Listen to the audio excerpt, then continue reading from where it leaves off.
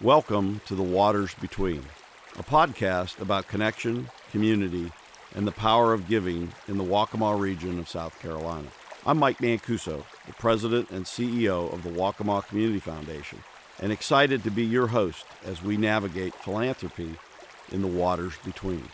The name Waccamaw comes from the Waccamaw Indian people, the original stewards of this land and water. The word is believed to mean both coming and going waters, and between the waters, a reflection of the rivers and the tides that shape not only our geography, but our way of life. At the Waccamaw Community Foundation, we believe philanthropy should flow just like these waters, connecting people and places, bridging needs and resources, and sustaining our communities for generations to come. This podcast flows from that mission. In each episode, we'll dive into the stories of local nonprofits, community leaders, and everyday people who are making a difference through giving, service, and collaboration.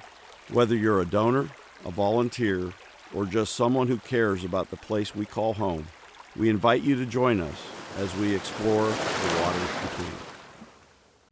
Welcome to the Waters Between podcast. I'm Mike Mancuso, the President and CEO of the Waccamaw Community Foundation, and I'm excited to be your host for this episode. We're going to take a deep dive into what we call DAFs, or donor advised funds, and learn a little bit more about the tool that's available for our local community and donors here. I'd like to first reach over and have our guests introduce themselves. Sure, thanks, Mike. My name is Brian Hungerford. I'm the Regional Director of Private Wealth for United Community Bank. I cover the states of South Carolina and Georgia, and our primary role with our clients is to help them with asset management planning, including charitable giving, and how they use their funds, hopefully within the community too. So. Thank you. My name is Emma Ruth Britton. I'm a retired employment and labor law lawyer, among other things. And I've enjoyed being part of Mike's group here and learning about the funds, and looking forward to upcoming events. And I'm Emma Ruth's husband, the most important thing. I grew up here in Myrtle Beach. I too practice law, and I have retired and committed a lot of my time to our community. And we appreciate all of you being here. Emma Ruth is a past director of our board, and Clay currently serves on our board and executive board. So again, thank you all for being with us today. So we're here to talk about specifically the donor advised fund. And if we could start out, what is a donor advised fund, and who can start it? And Brian, I know you deal a lot with this in working with your clients. Sure. A donor advised fund simply is a charitable account with a public charity or a 501c3 that allows a donor to put funds in at one point and then distribute funds either at one point or over a course of years. It is a way that they can involve their family in charitable giving. I do want to say today, when I reference donor advised funds, what I'm talking about is the funds that are held within community foundations, not necessarily a product that a financial firm or bank would sell. And these funds have been in place for a long, long time at many community foundations in our region. So, all right. So kind of clarify too, the Waccamaw Community Foundation does offer donor advised funds, a number of different types of funds.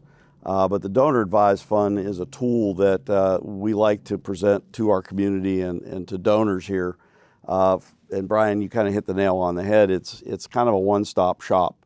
You are able to put your donation in one time, not have to worry about tracking multiple donations.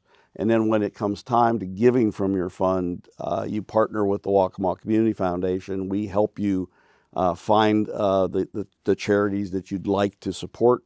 We also help vet those charities to make sure they're viable, and then of course we actually make the transaction for you on your behalf. Emma Ruth and Clay, I know you hold donor advised funds with us at the foundation. What attracted you to doing donor advised funds? Mike, one of the things that attracted us is the simplicity of it. Second thing that attracted us to it was the ability to put the money in, as we were discussing, and get it there. So several years ago, we sold some of our businesses, and it was easy at that time to just see what Emma Ruth and I wanted to set aside from that and go ahead and make that gift. And then later on, as times went by, pick things that we wanted to particularly participate in. And Clay's talking about the simplicity of putting funds in there. There's so many different things you can put in a DAF. It could be cash, it could be stocks, it could be bonds, it could be property. And we are set up at the foundation to accept all those types of gifts. If it's property, we take it into our land trust, we liquidate it, and then put the funds in your fund. So we do a lot of the heavy lifting for you. Tell me a little bit about how you've worked with the foundation in utilizing your DAF.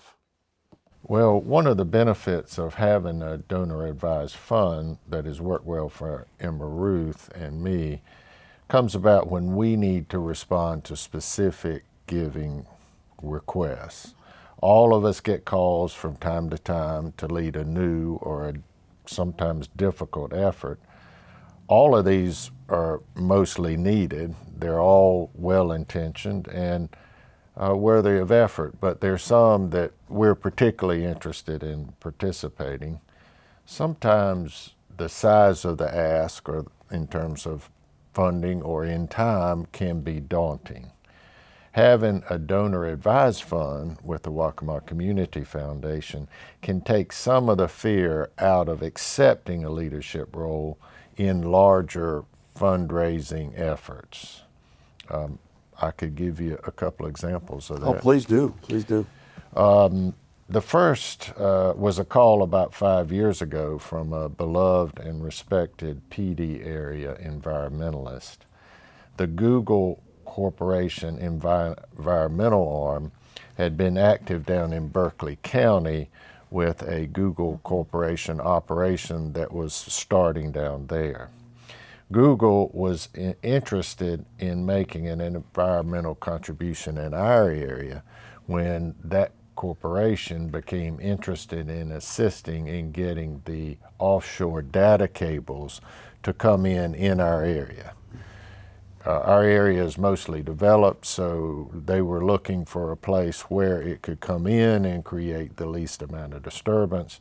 That happened to be the Myrtle Beach State Park, and they wanted, in connection with making that ask, which had a slight maybe environmental consequence for the Myrtle Beach Area State Park, they wanted to make an environmental gift. So what happened was this person that we had known for a long time, who was a respected environmentalist, called and said, "Hey, could you help raise $500,000 to match the $500,000 that Google was putting up to buy property and set it aside on Wadey's Island?" That was a big ask, and it would have been a big part of our donor-advised fund.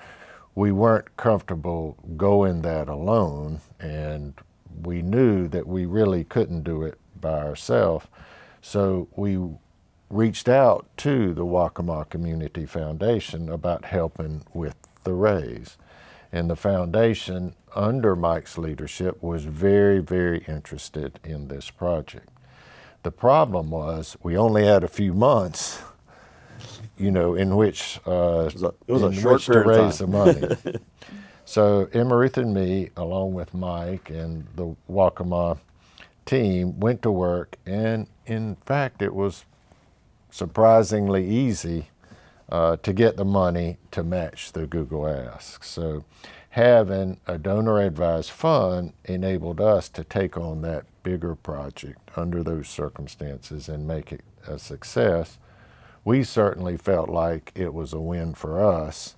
It was a win for the greater Myrtle Beach area as well, and it was definitely a win for Wadey's Island. Well, and I appreciate you telling that story. And I remember that because I had just gotten here, hadn't been in my role very long. And I think one of the unique things that the Community Foundation brings to the table in this circumstance is we're always communicating with all of the donors that we service, and everybody kind of shares what their likes and passions are in giving. So it was easy for me to reach out to the folks that I know like to see these type of projects and like to contribute to these projects. And really, we brought a group of those donors together to get to that $500,000.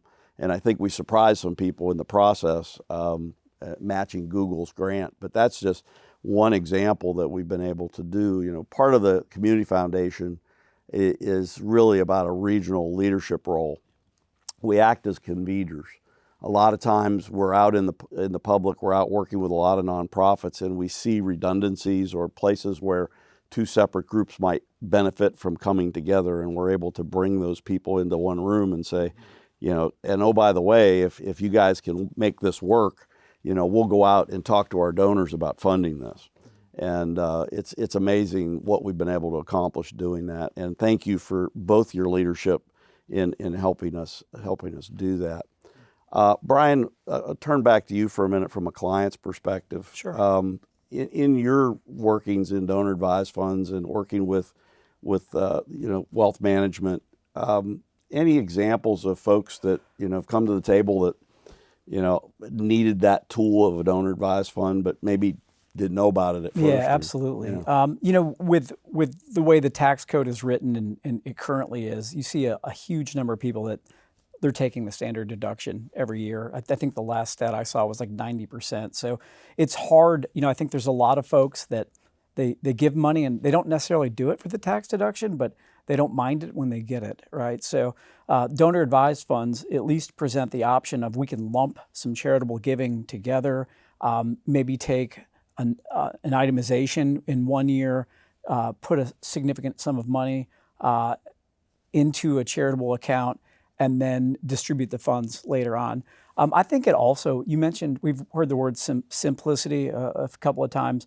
For a lot of clients, they want to give money. They have a hard time keeping track of it when they do. The donor advised fund helps with that. But I think the other thing that they really enjoy is you offer the leadership at the Community Foundation. I can certainly drive around the area and see needs or identify needs or hear about needs, but it's difficult for me to attack those myself. And I may be involved in running a business or running a family, or I may have a lot of things that get in the way of me giving money and even keeping track of what I do give.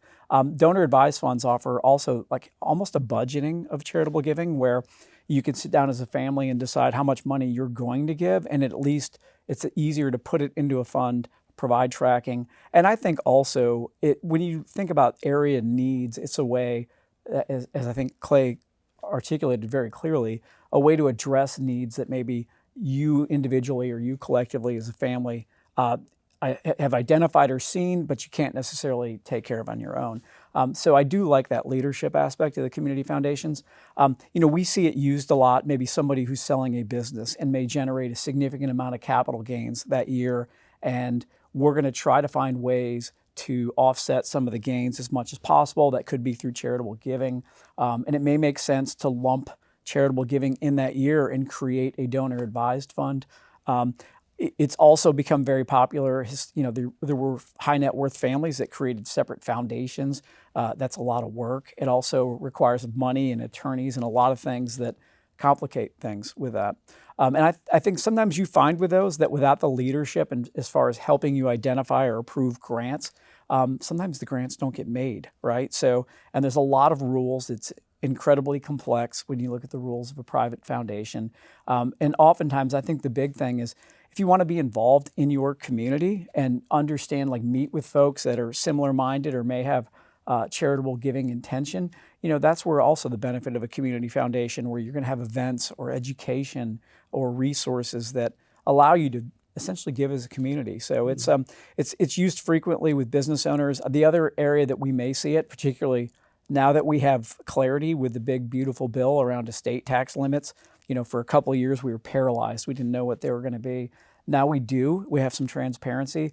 And so now you've got folks that we've had a tremendous run up in asset values, whether that's liquid investments or real estate or other things. And now a lot of people have estate tax issues where they didn't think they did before.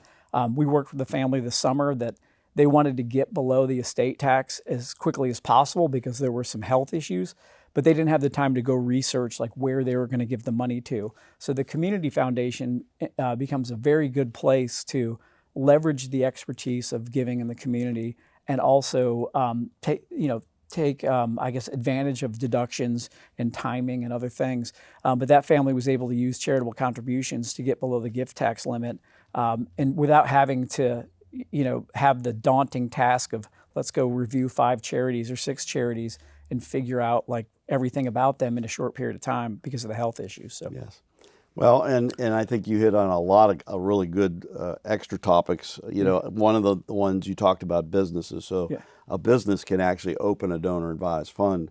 I've got one as an example that have just decided that every year they put in a certain amount of money into that donor advised fund, and in the good years they put more, and in the bad years they may not put as much. But then they've engaged their employee base to actually help make the decisions on where they give the money. Absolutely. And we do that with them, and it's a back and forth for us. They'll say, well, we've got these 3 nonprofits we'd like to do something with, and we'll give them the information that they need to make a good decision. Yeah. We've got others. I've got one family that's a family business, and they put a certain amount of money into their fund every year. And then a couple times a year, the family actually gets together. It's a family event, and they make decisions on where they're giving, and have had huge impact in our market. So there's a lot of different ways that this can benefit. The other thing too is, and you talked about someone having health issues, the donor advised fund can be set up so that when you pass, if you're going to do some estate planning, you can also have some money flow into that fund at the end of your life. You can also appoint advisors. Your children can become advisors to your fund after you've passed, so that the giving can in the family continues. So Absolutely. there's a lot of unique things we can do. I think there's a lot of families that want to pass on their values to their children, and in many cases that value could be, I want to be philanthropic and charitable in my community. And so donor advised funds are a great tool, as you mentioned, to get the children involved and sit down as a family and pick where you want your money to go and explain why and what do you look for. And I think it's just a great way to instill those values with children. And then after they pass, then hopefully that family still has, without having to run a private foundation on their own, has the framework in place where the money's invested and can easily do distributions and not complicate their lives with all the intricacies of running a private foundation. Yep. Well, and I'm glad you brought that up, because it has become, I think, more of an issue. Folks decide, I'm going to start a private foundation, and when they really dig into the weeds on that, the cost of accountants and audits of foundations alone have gone through the roof and are required. The standards that need to be followed to run a foundation, and in one fell swoop, you can actually set up your fund at something like the Waccamaw Community Foundation and treat it just like it is a foundation, and we end up being your back room. You don't have to reinvent the wheel. That's right. And you still have control over the asset that is that fund. Excellent. So I want to go back to the project aspect of what you talked about earlier, Clay. I know recently we just had another need arise around the Boys and Girls Club in Myrtle Beach. Want to tell us a little bit about how that came about? Sure, glad to. And many times when you're thinking about making a gift, you're not sure, or making a commitment to a campaign, you're not sure about how long it's going to take or how much it's going to be. And in this case, the Boys and Girls Club board reached out to the YMCA for some funding help. And the CEO of the Y reached out to Emma Ruth and I and said, hey, can you be help here? And at that point in time, there wasn't a lot of clarity about what needed to be done. But I felt good about answering that question, yes, because I had anticipated the ask, and I had talked to Mike and about the Waccamaw Community Foundation participating in that. And once again, it was in your wheelhouse. It was something that you were interested in doing.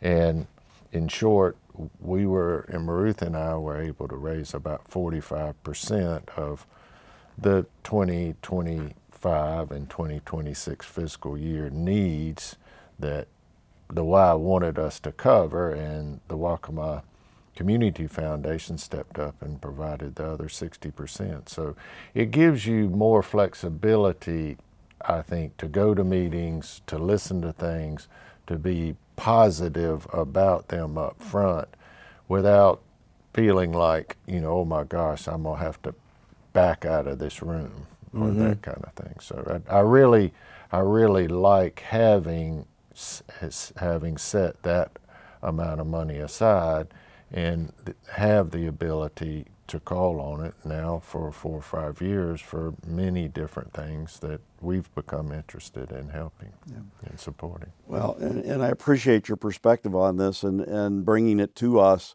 allows us to get other donors involved.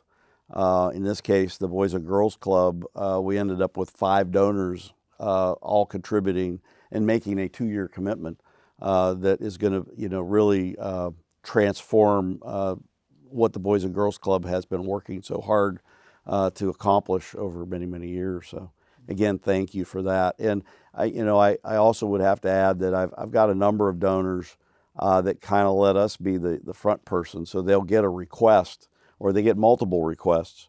And instead of them having to spend time answering those requests, they'll pass them on to us to vet. And then we'll come back with a recommendation to them, kind of help them do that. And we've got a number of businesses now that are doing that. Instead of, writing 10 checks for 10 different things, they can easily get a list to us and we vet it and we do all the payments for them as well. So just to kind of wrap up, any words of wisdom to the general public about donor advised funds? I think the one misnomer I keep walking across is, only folks with wealth have those type of funds, and it really truly is not true. Anybody can do this. Yeah, absolutely. The minimums of most community foundations you look at are very low.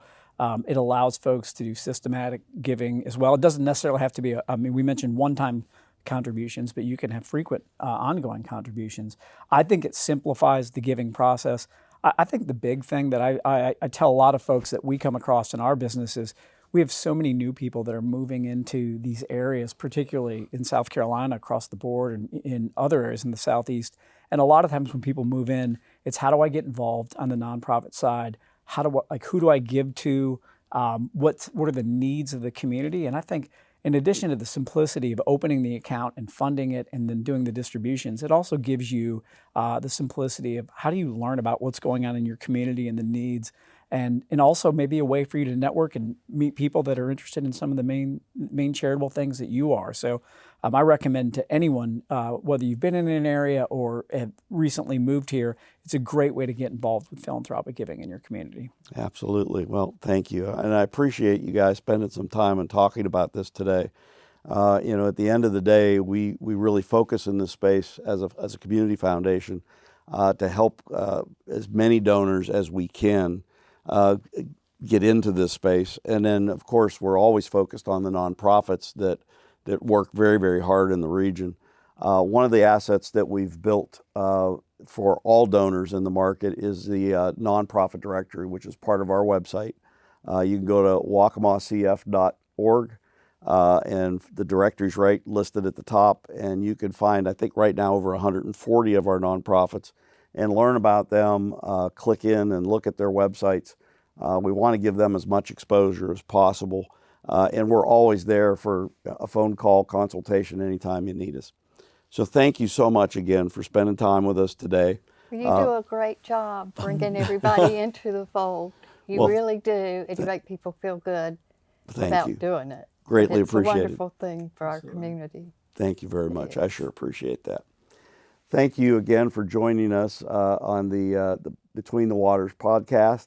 At the end of the podcast, there'll be contact information. Please feel free to reach out to us. Happy to discuss anything that we've talked about today or any of our other episodes. Thanks again for joining us.